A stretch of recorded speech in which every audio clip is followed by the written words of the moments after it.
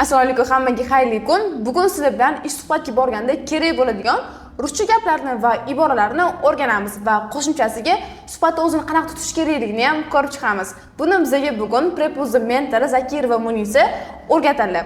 Agar tayyor bo'lsangiz, biz suhbatni boshladik. Hayotgancha suhbat boshlashdan oldin videoga like bosing, sahifamizga obuna bo'ling. Xo'sh, Munisa, o'zingizni tanishtirib o'tsangiz obunachilarimizga. Assalomu alaykum, men ismim Munisa. Men Prepuz'da 3 yildan beri faoliyat olib boraman. Bugun sizlar bilan suhbatga borganda rus tilida qanaqa iboralar ishlatishni, qanaqa frazalardan foydalanishni ko'rib chiqamiz. Xo'p, tushunarli Munisa. Suhbatga borganlarga kerak bo'lgan gaplarni o'rganishdan oldin, keling avvalo suhbatda o'zini qanaqa tutish kerakligini ham ko'rib chiqsak, keyin holatlarga o'tamiz. Birinchi bo'lib suhbatga borganingizda, siz o'zingizni xotirjam tutishingiz kerak bo'ladi. Обязательно bu. Shunda gapingizni yo'qotib qo'ymaysiz. Xo'sh, menda bitta savol bor. Suhbatda qanaqa salom berish kerak, to'g'ri salom berish kerak va o'zini tanishtirish kerak. Shuni ham aytib o'tsangiz. Suhbatga birinchi kirganingizda "Здравствуйте, спасибо за возможность пройти собеседование" deb javob berasiz. Agarda siz erkak kishi bo'lsangiz, "Rad вас видеть", agarda ayol kishi bo'lsangiz, "Rada вас видеть" deb javob berasiz. Ya'ni bu muloyim holatda hurmat bilan kirib kelish bo'ladi. Va hech qachon qo'pol gaplar ishlatmang. Masalan, "Ну что, начнем уже? У меня времени мало" yokida "Я вообще не понял, зачем вы меня вызвали" kabi gaplarni ishlatmasligingiz kerak. Ha, xo'p, bu tushunarli bo'ldi. Xo'sh, Munisa, suhbatda qanaqa o'zini tanishtirish kerak va qanaqa so'zlarni ishlatish kerak? Shuni ham aytib o'tsangiz. Birinchi bo'lib o'zingizni tanishtirasiz rus tilida, ya'ni "Меня зовут Munisa" yokida "Меня зовут Rabia" deb javob berasiz. "У меня опыт работы в этой сфере более 3 лет", ya'ni o'zingizni op'ingiz haqida gapirib borasiz. Tajribasini aytish kerak yani. Да.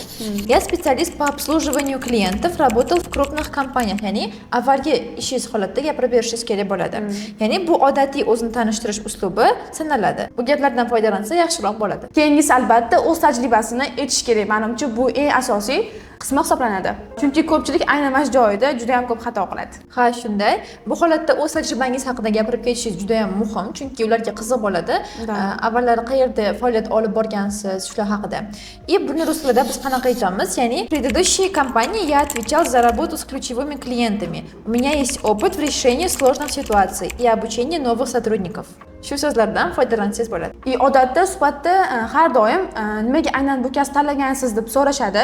Bunga qanaqa to'g'ri javob berish kerak? Shuni ham aytib o'tsangiz. Bu savolga rus tilida javob berish qanaqa bo'ladi? Ya'ni "Мне всегда было интересно работать с людьми и помогать им.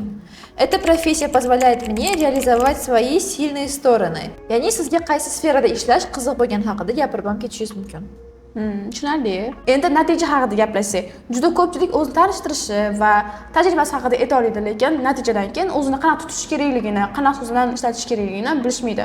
Shu haqida ham aytib o'tsangiz. Suhbatdan so'ng ish beruvchi sizga qabul qilinganingiz yoki qabul qilinmaganingiz haqida xabar berishi mumkin. Shunda siz javob berishingiz mumkin. Ya'ni "Большое спасибо за доверие, постараюсь оправдывать ваши ожидания" yokida "Rada быть частью вашей команды". Agar ishga qabul qilinmaganingiz haqida xabar olsangiz, shunda bunday iboralardan foydalanmang. Ya'ni "Ну и зря, еще пожалеете. Очередной тупой отказ, как и везде" kabi iboralardan foydalanmang. Demak, mana shu gaplardan foydalangan holda o'zimizni to'g'ri tutsak, ish suhbatidan qo'rqmasa ham bo'ladi.